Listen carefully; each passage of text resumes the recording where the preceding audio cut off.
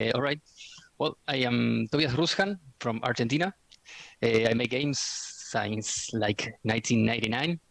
I am the game director and founder of Cyber Studios, and well, we create games here for the last like 10 years, almost a decade. So I was asked here. I was invited. Thank you for that. Sorry for my English. That's in advance. Um, and well, you guys asked me to tell you how's making games here in Argentina, in this part of the world. And I would say it's not hard or tough, but it's like very peculiar. I would say. Um, Many of the teams or the companies, there are not much companies, but more like teams, um, started making like two guys, three guys doing a lot of work, different areas, failing a lot, trying to polish the game at the same time as developing it. But with the time, with the advance of all the progress in the industry here in local industry, things got better, and today we have some companies, like a couple of hundred of companies. Uh, most of them make mobile games, like casual games, because there's where things really work. And then you have other teams that make outsourcing, right? Because the other companies from outside, like United States, Canada, countries from Europe, uh, look for outsourcing, right? Code, modeling, textures, and there are companies here that opt for that option in order to get money, get funds, and then try to create their own games or look for bigger projects. Um, then you have also work for hire, right? Full projects also made here, but with concepts or designs brought from outside the country. And then you have crazy guys like us, trying to make our own games and publish them on Steam, others on consoles like PlayStation or Xbox, or I don't know, consoles in general for the hardcore players, let's say. And well, it's tough in the sense that you need to cover a lot of areas. You don't have money. You need to start doing it with what you have, asking your mom, asking your uncle, like what was my case, to start putting some of money to at least start, and then with a prototype, look for more funds, look for subsidiaries. um, and in the meantime, make the games, polish them, get in contact with bigger guys who can share your work. So it's really an adventure. But during the last years, I would say like 10 years or 15 years, it started to be there wasn't an industry before that. So right now we have an industry. So you have contacts here in Argentina, but you keep always in contact with the outside of the country, of course. Um, in our case, we started in 2011, 2012. I was working for another company here in Argentina, in which we made mobile games, and with the experience acquired, and with some help from the family, I started my own team, which is Cybot. And then with the time, polishing our first game and getting sales from it, allowed us to make more games, bigger games, better games, and then get subsidiaries. We actually got a Unreal Dev grant, and that was really amazing for us. All the money that we can get from outside in dollars really makes the difference. You think about that, we have here the Argentinian peso, which has like 40% in annual inflation. So we also depend on that. Here the economy is really, really, really messy. So uh, making games, if you can sell your games outside, you can live with it.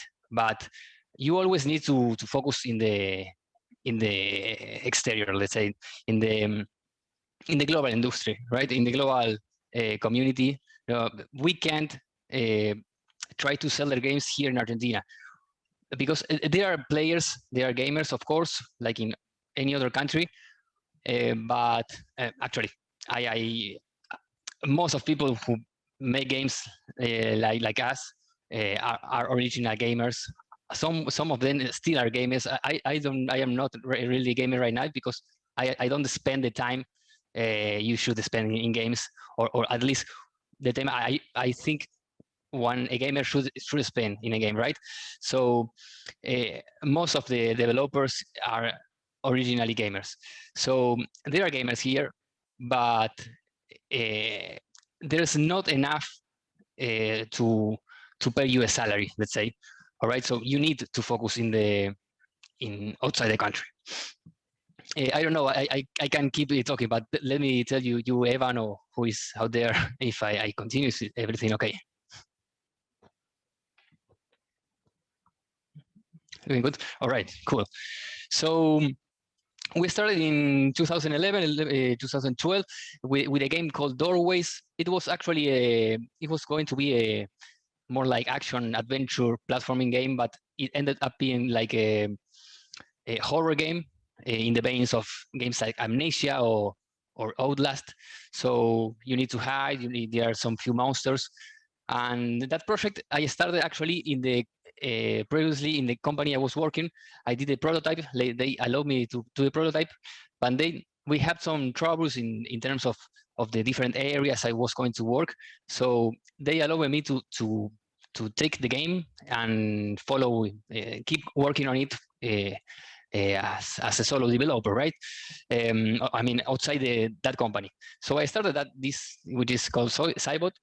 And at the beginning, we were just two guys working at my mom's house and at my bedroom. So there was the bed and our two computers. So it was it had really the garage type of PIV, of style, which was super cool, right? But as like usually happen in these startups, you work a lot, you sleep a few hours, you are always focused on the project. You can take a break, or if you do, you apologize to yourself, because you should be working on your project. I mean, if you have the chance to work on what you love, you should put everything on it. So that's what we did. We worked very hard. And in 2013, we published our first game, which is called Doorways Prelude. And it was made with 3 guys, because we started 2. I started actually alone, but then one guy entered in the team, and then another one. But most of the work was made by 2 guys, and then there was like more like help, more like freelancers, right? So that first game came out in 2013 when the Steam Greenlight. I don't know if you guys remember, but Steam back in the day had this, which was like you need to pass through this filter to publish your game. You can't just do like you do now, paying for the game and then publish. Actually, you need to pass through a review system. Let's say you need to get some positive reviews, and then you can publish the game. And that was pretty tough. And actually, when we started making the game, there was nothing, not even that. If you wanted to publish a game in Steam, you needed to have a publisher. You need to contact Steam, and then they can never answer you. So you will end up having a game in your hands, but you couldn't sell it, right? And there wasn't all the social medias are like right now, which help us a lot to publish your game, to make it to give it movement in the whole industry, right? So it was a pretty blindfolded start the game without knowing where it was going to be published, right? But after 2 years of development, or about a year and a half, Steam Greenlight came out, and we put our game there. And it was really hard to get the game approved, because at the beginning there was a lot of games trying to enter, and it was pretty tough in terms of competition.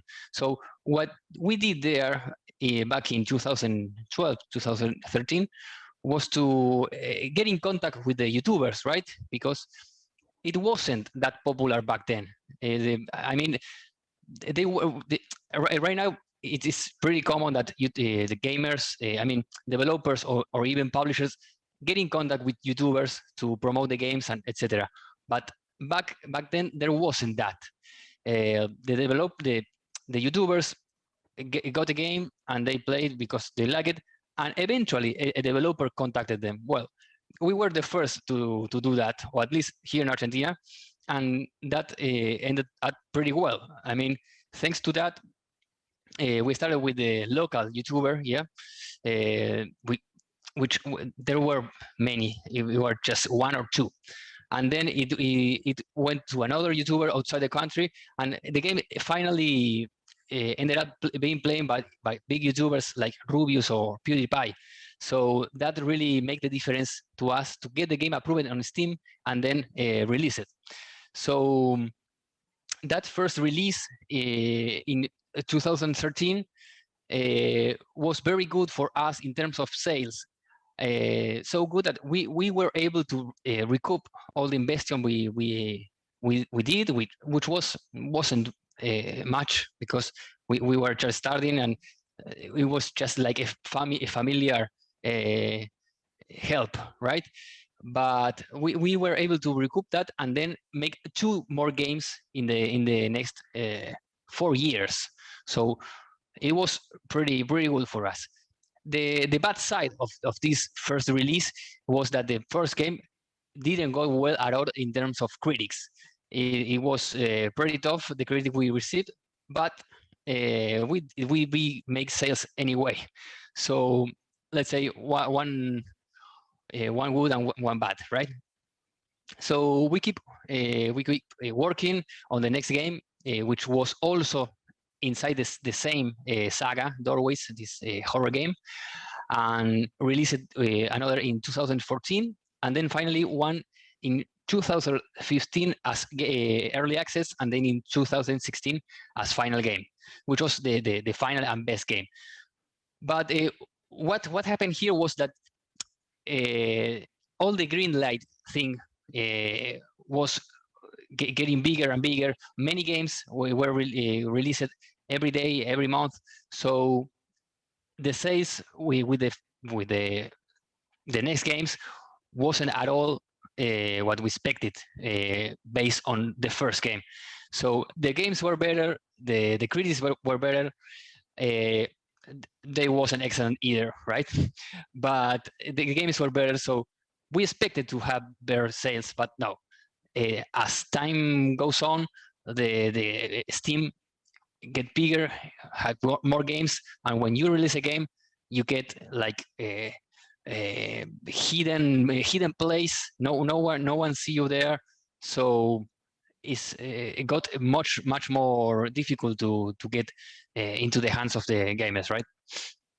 So we needed to recalculate everything and say, well, we got to this point where we have 3 games released. We have an entire saga closed and released. That's super cool for us. That's like an achievement for us. But the next game, we should make some kind of tweak in the way to commercialize or to publish it, right? So we started working in 2016 in a game called Hellbound, which we released finally previous year, right, 2020. And I started working on that game in 2016, making like a free version at first to start growing out the audience, right? Because we got some followers, some people that follow us here in Argentina and also outside the country, and that's great. But we realized that that we need to grow more, right? Because it really makes the difference to have a good first impact, right, in Steam. Because if Steam notice you that you have simultaneous players having your game, you have reviews, you have movement, you have movement in the forums, people play it, share it, that everything counts there. So we need to get bigger in our community, right? So we started working on this new game, Hellbound, which is a first-person shooter inspired by the classics from the 90s like Doom, Quake, Wolfenstein, Duke Nukem. So it was actually a game I wanted to do all my life, right? Since I was a kid. Actually, I started making games thanks to Doom, which was a game my uncle showed when I was a kid, and actually my uncle ended up being my a partner in all this crazy cyber thing. So I always remember that, and so this game, this is first person. We wanted to make it like the old classic style in terms of gameplay, but at the same time to have the best in terms of quality, right? In terms of technology. So we moved from Unity to Unreal Engine. All right. I didn't tell you. Doorways, all the saga of Doorways, we did it in Unity. And actually, I am going to make a breakpoint here, but I think there was a big change in industry in general in terms of development when all the Unity things appeared, right? That was like 2010. I remember that because it was one of the things that gave me the strength, let's say, to start my own team. Because before Unity, you need to create your own engine, or you need to find a way to create a game much more harder than like we are used to right now, right? So the apparition of Unity and UDK and right now Unreal Engine 4 really I think they really make the difference in industry in general, right?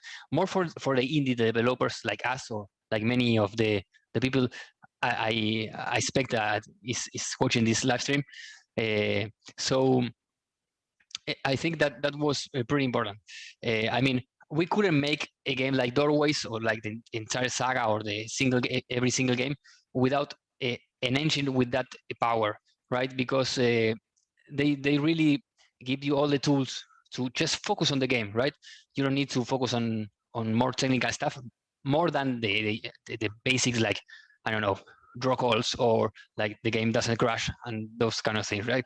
But it's pretty important that when you start and I think, right, when I started a project or a company or a team, that you have the tools and you are able to really make the things you want to. I already came from working from other companies using different tools, so I knew I could make a game, right? But I don't know. I think it sounds like super obvious, but you need to have done some things before, right? It could be from your own or for other companies, but you need to have that experience, that portfolio to make something for your own, and to have a team of people who are going to help you on this adventure, right? Okay, so getting back to 2016, we started with Hellbound, and with all the experience gained the years before, we started making this much bigger game. And this time we had the experience and the people in charge to art direction, right? Like, that's something that sounds like normal, right? Like common, but we didn't have that before. We were used to work to the same guy who did the 3D model was the same guy who was doing the lighting and the concept art, and even I was doing 3D or even animation, and my main thing is programming or game design. So there was a lot of tasks doing by few people. But with the passage of the years and all the experience gained, we understood, and we have the chances to make better games with better pre-production, right? So we have people in charge of art direction this time. We have a great sound engineer or music, someone in charge of audio, right? I myself was going to do all the direction like I did before, also programming, and this time I had a lot of work in terms of direction in general, right? Because as a game gets bigger, a project in general gets bigger, you need to manage it the best way possible, because with the time, with more things added to the game, if you don't manage it correctly, it can explode anywhere. So that's another thing I think is super important in facing your own startup or creating your own game or project in general, is that you need to be organized, right? And that's something here in Argentina, or at least for many years, there wasn't that. There was just some guys making stuff and then blending them together and then having a lot of bugs, a lot of problems. So doing doing the things best from start and doing all organized really makes the difference. More at the end of the project, right? When you have to end it, to close it, to release it, a lot of bugs, a lot of things come to the light, and you as much as more organized you are, you are going to pass through these kind of things a lot easier. So 2016 released the last Doorways and started working on Hellbound, and we published our first video, a teaser video, in 2017, right? It wasn't, we didn't have gameplay ready for that time, because it was really taking a lot of time. Actually, I didn't tell you, Hellbound, we started doing it from on the distance, right? We were working on the team, but everyone was working at home, and there was no COVID, right? Still back in that time, but we started on the distance, right? And then we decided that we need to get the team together again, because it really makes the difference when you need to get to the milestones, to finish some tasks. It really makes the difference to have the team in the same place, right? There are many things. One is like you need to communicate something, to show you something in the computer. Let's say, oh, check this out. I don't know. Let's do some tests. I don't know. And all those things in person are really are much more practice in person. And then there is the motivation, right? You see your guys working in the next back on. I mean, you work in the same place. You see the guys working. You need to work. You need to focus. I mean, you are working with people who are also working. So there is like an instant motivation. So that's I really recommend you, if you have the chance to work in the same place when you have a team. But you also know that some troubles can also appear, right? Because we are all humans. We have our talks, our problems, our days. So I think in the balance, it's better to have a team in the same place. More when you have some milestones, where you need to work a lot in few time. It's really motivating, and it's more practice. But with Hellbound, we started a lot more calm, that we were in Doorways. So we started working on the distance, and then when we need to get to the milestones and etc., we back on the same place. Actually, this was actually one of the office. Right now I'm all alone here, but I'm with my girlfriend. But there's no team right now. because of all the COVID thing, but also because we finished an era, an state of here in Cybot. We finished Hellbound the previous year in 2020. So right now, all the team is working on other projects until we have some news in terms of financial or new project, let's say. But right now, it's just me. But I still have the desk and some of the computers. So, well, I don't know where I was talking about the release on Hellbound, right? So 2018, we released a Hellbound Survival Mode, which is a free version of this first-person shooter, and with that, we have the idea to also publish a Kickstarter, yes, to get funds, right? Because we got the funds from previous games to make this free version, but the idea, our main goal was to create the campaign mode. So the campaign mode needed a lot of extra fundings. So our idea was to publish that free game and at the same time the Kickstarter, and then link both. So players from Steam go directly to Kickstarter and back and forth also from Kickstarter to the survival modes. People can play it, can see that we can really make the game, we can deliver what we are offering. And actually, something to tell you super updated is that the previous week, I actually finished sending all the physical rewards from that Kickstarter we did back in 2018. So another thing to tell you here is like the Kickstarters like take a long, and well, it was actually 3 years later I was able to finish all the Kickstarter rewards, like the physical rewards, right, and send it to all the backers. But we actually accomplished that we promised back then. But well, in 2018, after the Kickstarter, we were able to finish that Kickstarter, but we were like too close to not get there, right? So in that time we allied, right, with another company here in Argentina, which was actually the company I used it to work back in 2007 and 2008, because that's when I started working for the industry, right? We have a good contact. They have a good experience with me. I have a good experience with them when I was working for them.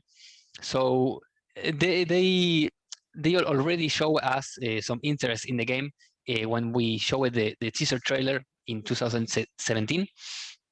So I recontacted them and tell you about the game, about what we wanted to do, which was the campaign mode, and well, after some meetings and after signing some papers, we started working together, and they were not just the publisher but also our investors. So they were going to put all the money we needed to make the full campaign mode. So we started that in mid 2018, and we rejoined the team, because when we released the survival mode, there was like sometime I was 100% focused on the Kickstarter campaign and on the release of the survival mode, but all the rest of the team didn't have any more work to do on the project until we have some news in terms of economic financial, right? So rejoining the team expanded it also because we needed more people to make this game, and then we started a team of like 6 people, right? Which for us was a lot of people. I mean, I know AAA games have hundreds of developers, but for us, 6 people is like a lot. And then you have all the outsourcing that these people at Nimble Giant, which were called NGT Studios back then, the publishers, they also offer us some outsourcing to get better results or faster results. in terms of 3D modeling, textures, animations. So I think that was the moment in which we did like a step forward in terms of size in the games we can make, right? Because we were still working on just a few guys, 3-4 guys. Now we have like 6 people, and then all the team of sourcing. We have a guy, a team, a publisher putting money on the project. We have more contacts. So in 2018, I really think there was a big difference in terms of changes here in Cybot. And also, I forgot to tell you, when right after the Kickstarter, we received that Unreal background I was telling you from Epic Games, and that really helped us a lot because we put a lot of money to make that survival mode, which was for free. So that really came in handy. So I started working right after the Kickstarter on the survival mode, the campaign mode, and then we have one entire year to have like a first vertical slice, right? Because we have a lot of tests, a lot of technical things to resolve. I remember that we were used to create and polish our games from our own. So here the difference was in other many things, that working on the publisher with the publisher is that we need to get some things done precisely for some hardware. It needed to be performant, and a lot of things that we were aware of that before, of course, but we didn't have that much attention on that, right?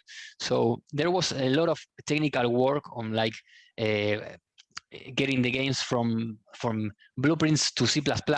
Yeah, I mean in terms of programming language, testing like if the levels should be all dynamic with light dynamic lighting or baked. They ended up being all dynamic, but with a lot of optimization, like distance, lights fading on the distance, HLODs, single LODs for all the probes. A lot of work in that area. And what is for sure is that we got a lot of experience, and the results were pretty good. I mean, we were very happy with the results with the first vertical slice. A vertical slice, just in case you don't know, is like a first portion of the game with all the layers, all you can offer to the player, but put in a first part of the game. In our case, and which is usually in video games, our vertical slice was a first level. And it was it wasn't the first level of the game actually, but it's the second level. But it was the first we did. Something like that I learned from John Romero, one of the creators of Doom, is that you need to do the first level at the end of the creation of all the levels, and that's because you get all the experience from the next levels, and then when you focus on that first level, which is the last you are doing, you have all the experience to put it there, and that's super important, because the first level, the first that the player will play should have everything, should have the best results, because if the player doesn't like it, he or she is going to give up on it. So that's what we did. So we have that second level, which took us a lot. It took a lot because we need to have a lot of different props, which we were going to use in other levels, but we needed to have all that resources ready, and all the weapons working, all the characters, or at least the characters for that level, a lot of working in textures, in lighting. But it was we have the results we wanted, and the final results ended up being even better. But that was a very important milestone to have that vertical slice, because that was the way to show the publisher that we can really make the full game, but this is just a first part of it. the times, the delivery times ended up being a lot more extended than it was. They were supposed to be, right? I mean, that's what always happen in projects, you know. At the first, it was going to be like an entire year for the entire campaign, but then it ended up being like 2 years and a half, or 2 years at least. So we worked hard on that. 2019, we published that first vertical slide as a demo in Steam. There was like the first Steam festival where when you can show your demo, and so people can go play the demo and add the game to the wish list. So we really focus on that event and really made a difference. I don't know how much right now, but it was like, I don't know, 5,000 wishlist news added to the game, and that really made a difference. A lot of people started talking about the game who didn't know about it before, right? So we have that first approach to have a solid version of the game, but we continue working a lot on that. We continue on the other levels, more characters, more content for the game, and it really took us a lot making every single level, and that's where we have some troubles, and that was a failure from us at Cybot, or from me at least, because I was in charge of the direction, and that was that we focus too many detail and too many work on each level instead of making much more amount of levels, right? More quantity. So we really focus on quality instead of quality. And the thing is that the gamers who play these kind of games, the retro side shooters, expect a lot of more content, more weapons, more enemies, more levels. But we thought that with a short experience, but a content and experience, it was going to be enough, but it wasn't. I mean, what I think really was the bad critic from the game. The most of them come from the duration of the game, and from the not only the duration but also the content, because the game ended up having seven levels in total for the final release. Then we continue working on our own at Cybot to make another level and adding another enemy as well.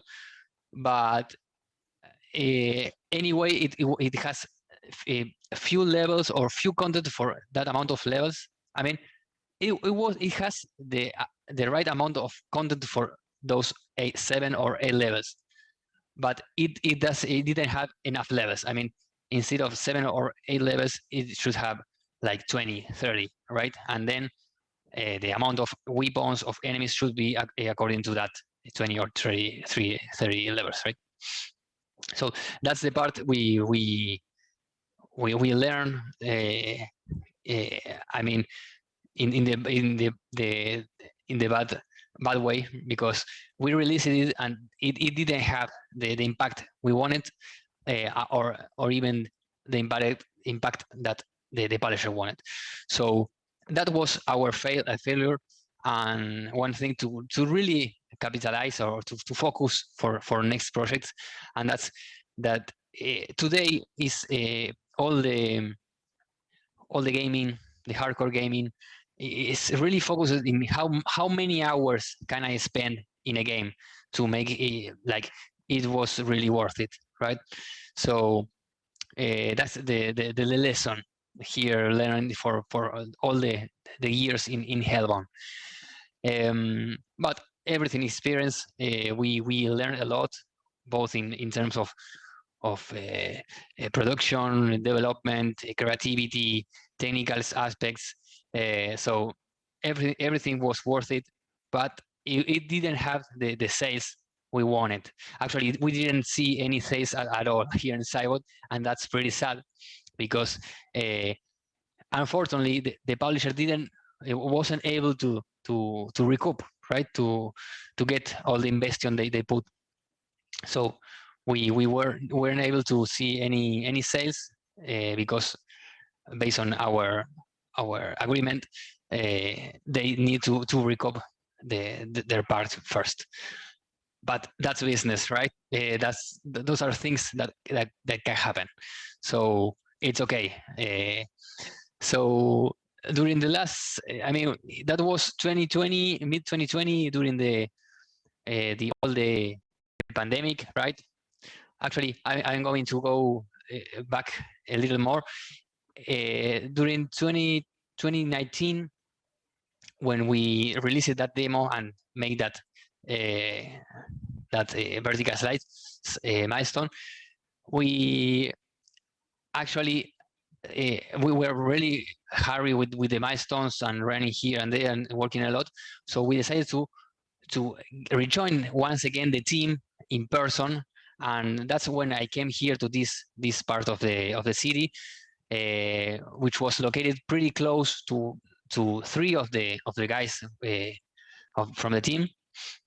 So coming from working everyone on distance, we work back again in the same place, and that helped us a lot.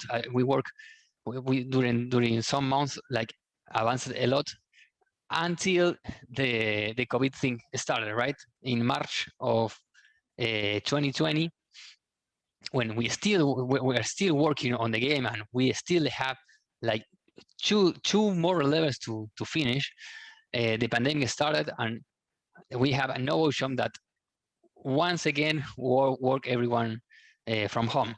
But that really broke us because or really complicated the things, because we already have like a workflow, and it was doing pretty well. I mean, we were progressing a lot, and then this thing came out. But I don't know.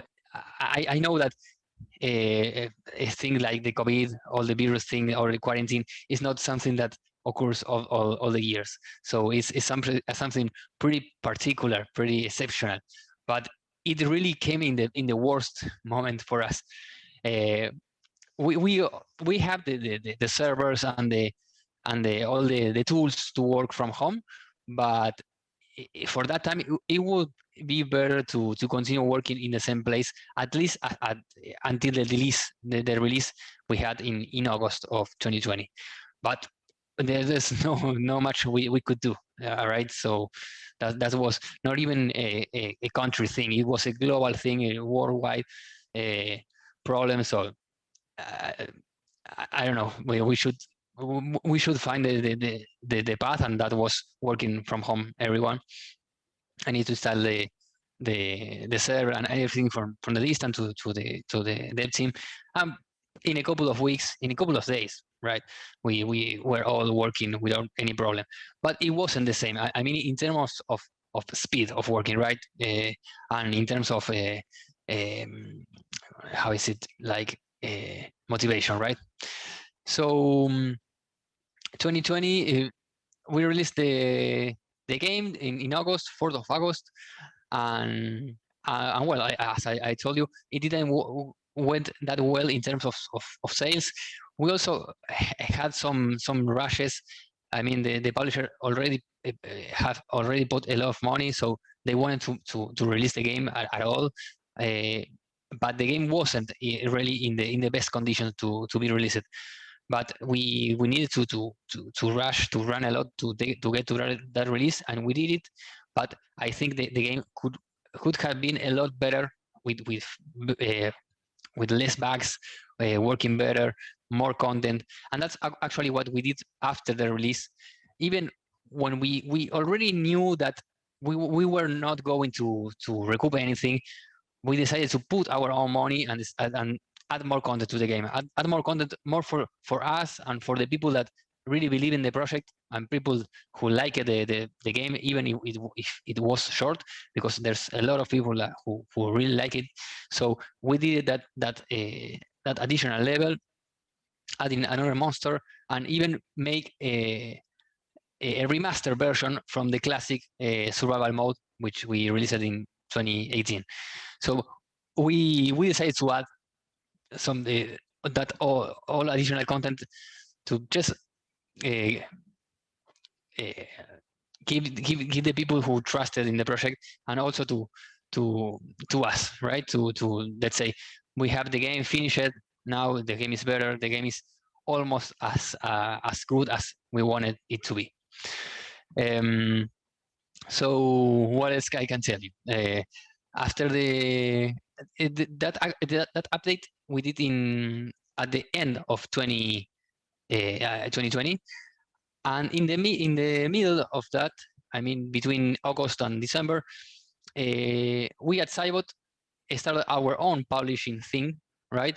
And that was with a friend of us, who is Andres Borghi, who had a game from himself, and he was needing he wanted to publish his game, but he didn't know how to do it, or what was the best way. So we already know how to do it. So I offered, he asked me, I offered him to us being his publisher, and he liked it. Actually, we today we had a meeting for other things, some technical stuff, and we actually ended up being also a publisher from other games, or at least a game, right? So that's the Black Heart, which is a fighting game, which was originally a Mugen game. It is a fighting style of game. So that game should came out this year in just a couple of months, and well, I have just finished sending all the Kickstarter things that I needed to send to like finish the Hellbound campaign. Today I was making some adjustments to the website and making some bug fixes to the game, improving it, and starting really slow working on something new. But this time I want to get back and start working solo for a time, because why on the result of these many years of working on Cybot, and also working on the game industry in general, like it was going to be like 14 years now, and like 9 or 10 years of Cybot. I noticed that when projects get bigger and bigger, and you are the director, or you are the guy with the idea, or who is in charge of it, you start losing your own creativity or development. I think that's something peculiar that at least happened to me, and I noticed it during the last period of Hellbound. I mean, I was still doing the mechanical parts, all the logic, the collisions, the exporting the models, bringing together all the work made by the guys, the meshes, the animations, the sound effects, the music, all the narrative things.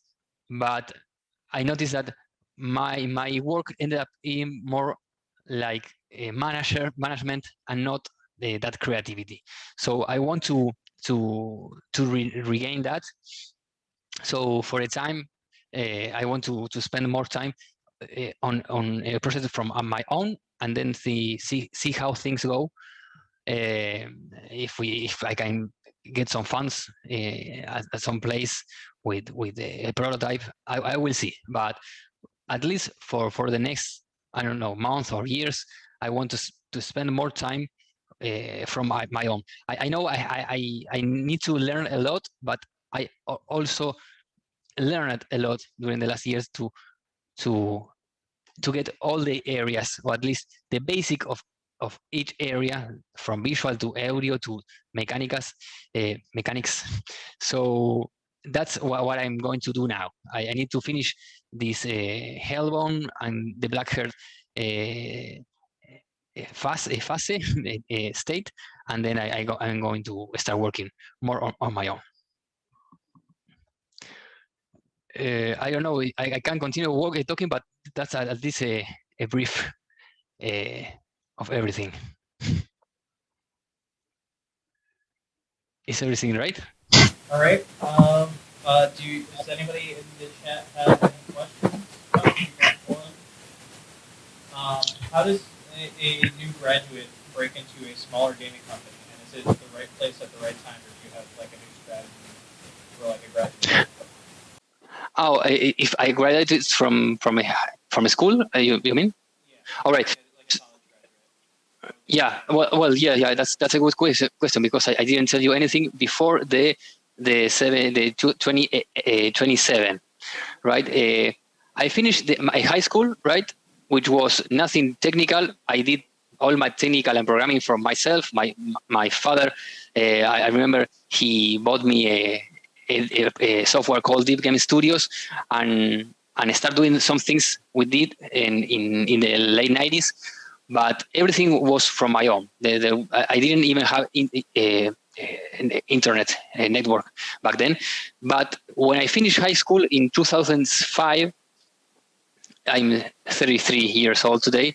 When I finished it in 2005, I entered in I think it's college, right, in US, but it's like a university, but it's like more like a course. It's more it's smaller, right? So there wasn't official careers here back then, but there were some courses, some like colleges focus on game development. So I did a year and a half on it, and then started working directly for this company, which was making mobile games, and not mobile games like now, like the smartphones. There was like the old school, right? Like the Nokia and all the Java thing. So what really made a difference in my case, and I always tell it, is that I already have some of my own prototypes and little games I was making like when I was at high school on my free time, and that's something that that's it's really important. I think when or at least here in Argentina, but I'm thinking in the rest of the world as well. And that is, if you have something solid to show you, like this is the simple game I made, but it has some features. It is so simple. It looks like trash, but you did something. You can something to show you to another person, another company, and that's really important. And I mean, after all of the years, and when people come to me to offer their work, I don't really I really pay attention. It's very important where they study, but what I really makes the difference for myself is all the practical things, right? Having a prototype, having worked for another guy, have making a game for your girlfriend. I don't know, something solid to show you, right? So I think that you need to have that knowledge, learn in a university, in a college, or wherever place it is, but you have to put that learning in something to show you. Yeah. So I think what really gave me that first job, which was really important for me because that was when I really started my career, right? Was that I have so a few prototypes, a few little games, and I think the bosses there, right, the directors saw that. So I actually didn't even finish that career because I was at the middle of it. So I don't know if I answered the question right. Yeah, I think so. Okay. Right. You want to ask a few questions? Oh, there is.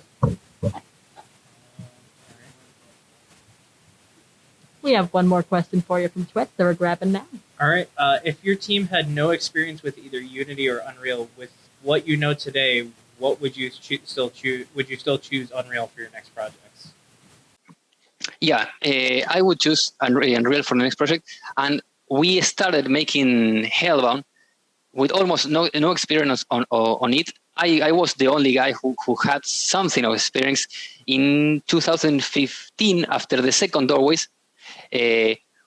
We decided to make a prototype for another game which didn't come out because we didn't have enough time. But then I used for the first time Unreal. I really liked it, but it was also pretty tough to learn at the beginning, or at least it was back then for me. So I have my first my first approach back then, and then in 2016 when we started with Hellbound, we decided that we wanted the best quality in terms of visuals, so we focused on that engine, and so anybody in the team had to learn it from their own or ask me things I knew, or if I didn't knew about them. Everyone should know on their own. We don't have here things like, or at least I don't know if they are right now, but it would be great to have a College of Unreal of College for Unity. Both are great engines. I prefer right now Unreal because I am more used to it right now, but Unity is also a great tool. I really like it both. But I think having a place to learn specifically like these kind of engines, which are the most used right now, and they have a lot of community, a lot of tests, a lot of people working on it. I think that will be great to have focus on these two big engines. Then you can follow other paths, right? But having that, I think that really makes the difference. When I started that course I told you in 2006, there wasn't even such a thing as Unity, or if there was, it was for Mac, or I didn't even know about it. So that place where I was studying didn't have that. I'm sure today they have that, or at least they should have it, because really make the difference. Or at least that's what I think. Do you have anything to ask? Yeah, you mentioned it was really important for you to find an international, worldwide audience for your games. How many of your audience do you think are people from outside Argentina? Oh yeah, let's say I would say like three-fourths. I mean, the 75% are from outside the country. The other 25% or 1/4 is from our country, because there are no many development companies here in Argentina making games for hardcore gamers. So what I really think made the difference here in Argentina is that we were one of the few first guys making this kind of craziness, right? Because it was a path like not the most secure one, but it was more like passion and dedication and work a lot to see how things work, and not a very intelligent path to choose. So what we think we got was that being some of the first here to make hardcore games. So there is a good portion, and I mean 25%, who are from Argentina, and that's because of that. Because there are no more people doing this kind of games, or there are just a few. So we have that kind of distinction. So yes, and that's not that number. It comes both from sales, but also from people following us in the, I don't know, Facebook, Twitter. Yeah, about that. All right, I think that's about all we have time for today. I want to thank you again for coming, Tobias. Is there anything you want to plug before we head out today? No, it's just fine. I think I really want to thank you guys for this opportunity. Sorry for my English. I know it's really sucks, but believe me, I'm doing my best. Easy to understand you, man. All right, that's the important thing. And wish you guys the best, both from all the guys of the kids, I don't know, who are watching this. Make the games you love, and keep dreaming, keep working on it. More than dreaming, keep working on that, and you will create things, spectacular things. So keep doing it.